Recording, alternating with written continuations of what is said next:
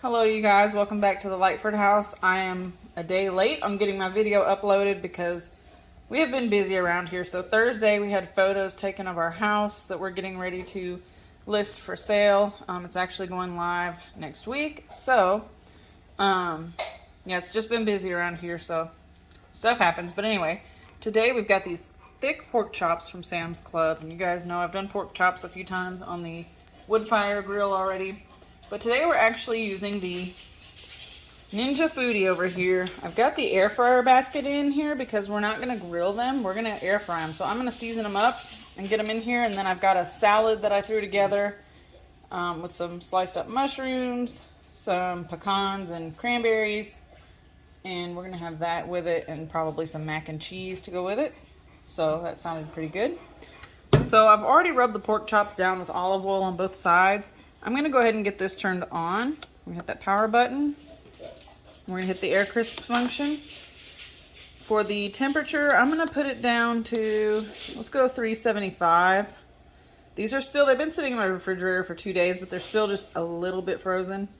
And for time, we'll go about 25 minutes and hit start just to get it preheating while we season our pork chops.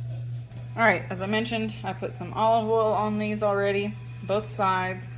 I'm going to season them up with some salt and pepper, probably some garlic powder, and you can really season these with whatever you want. Honestly, it doesn't really matter. And then I kind of like that Hatch chili seasoning. I put it in some chili that I made the other night just to add some extra kick to it. It's not too spicy, it's actually pretty good. And then we'll go with some onion powder. So this is our lineup of seasonings, but like I said, you can do whatever seasonings that you want.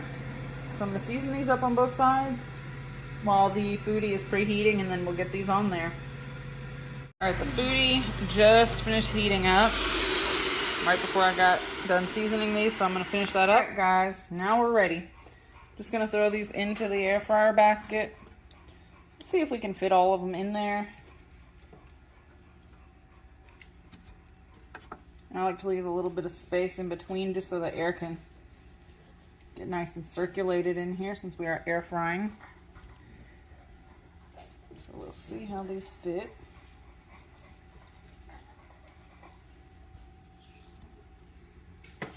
And you don't have to use this basket when you're air frying, but you could just set them into the bottom. Looks like we're going to have to squeeze them a little bit closer together. So I have 6 of these in total. Alright, and they do all fit in there. We've got a little bit of space, not much, but anyway, we're going to close this down and let them cook. We'll probably check them around the halfway point and see how they're looking. Alright guys, we're not quite to the halfway mark yet, but these a little check. As you can see, they are starting to kind of brown up around the edges. We'll let them continue going for a few more minutes, then we'll flip them over.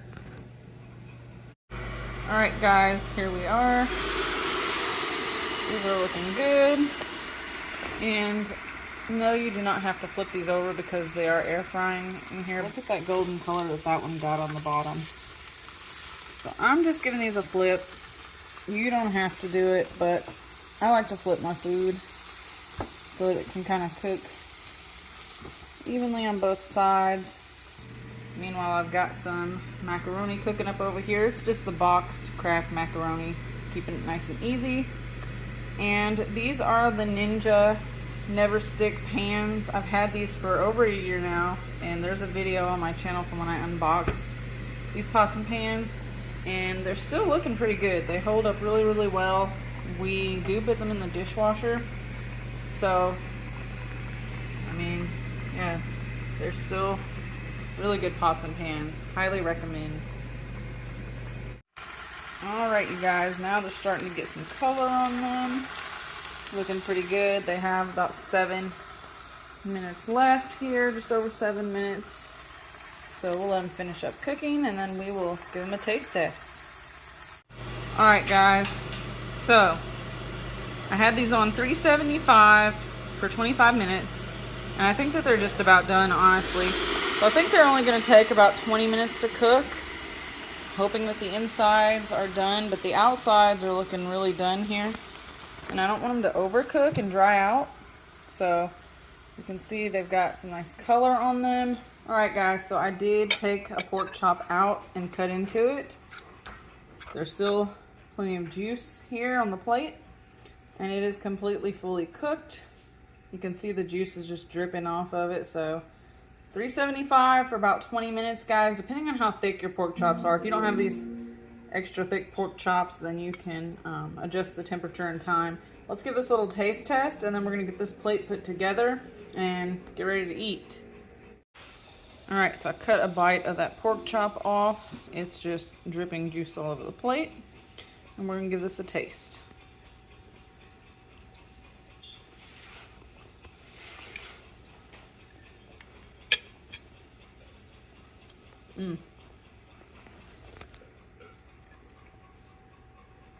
It's really good, you guys. Those that seasoning mixture that I put on here, the garlic powder, the Hatch chili seasoning, onion powder, salt, pepper.